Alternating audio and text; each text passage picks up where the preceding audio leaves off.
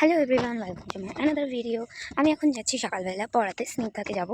তো তারপরে আছে অর্ঘ্যকে দুটো পড়ানো আছে। যাই হোক, চলো যাওয়া যাক।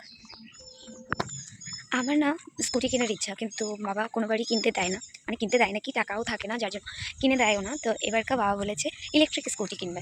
আর কালকে থেকে আমি শুরু করেছি উত্তম মধ্যমভাবে বাবাকে জ্বালানো যে আমি স্কুটিটা কিনবো।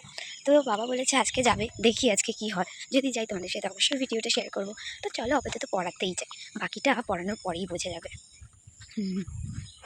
অর্ঘ্যকে পড়িয়ে যেই বেরিয়েছি অমনি বাবাকে আমি কল করলাম। প্রথম কলটা বাবা সাধারণত ধরেনি, যার জন্য আমার একটু টেনশনই হচ্ছিল।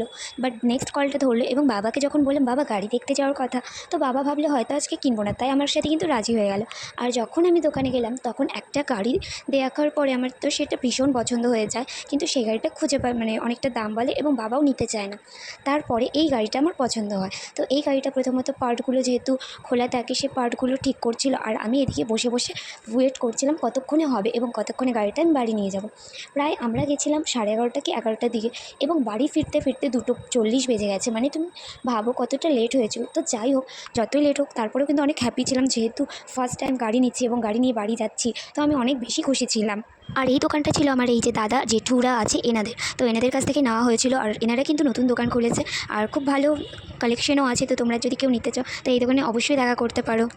আমি চান করে বসেছিলাম, যেহেতু স্কুটিটা প্রথম বাড়িতে আনা হয়েছে পুজো দেওয়ার জন্য, মাও রেডি করছিল সব কিছু। আর এই যে আমাদের স্বপ্নের গাড়ি, কত বছর থেকে আশা করে করে আজকে ফাইনালি কিনে ফেললাম, তা অনেকটা কষ্ট করে।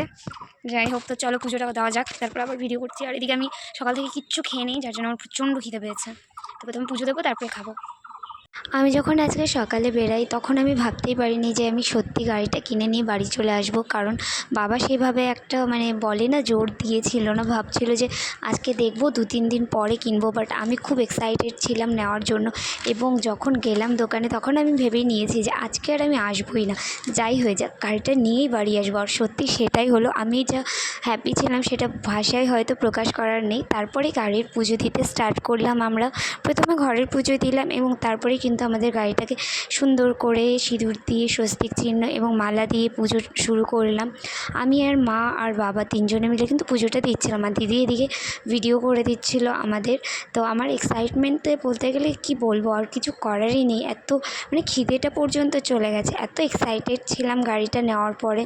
এবং ফার্স্ট রাইড যেহেতু আমি করে আসিনি, আর কখন রাইড করব সেটা নিয়েও আমি অনেকটা বেশি টেনশনে ছিলাম যে কখন আমি যাব। মানে অনেকটা এক্সাইটমেন্ট ছিল ফার্স্ট টাইম গাড়ি নেওয়ার। 3 জন হবে, আমি পারবো না।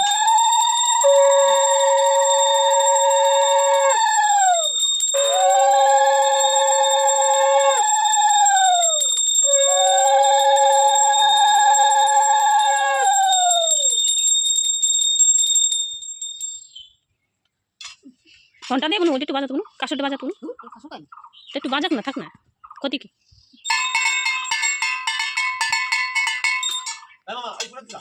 সো আজকের মতো এতটুকুই। নেক্সট দেখা হবে আবার গাড়ি চালানো একটা নতুন ভিডিও নিয়ে। টাটা।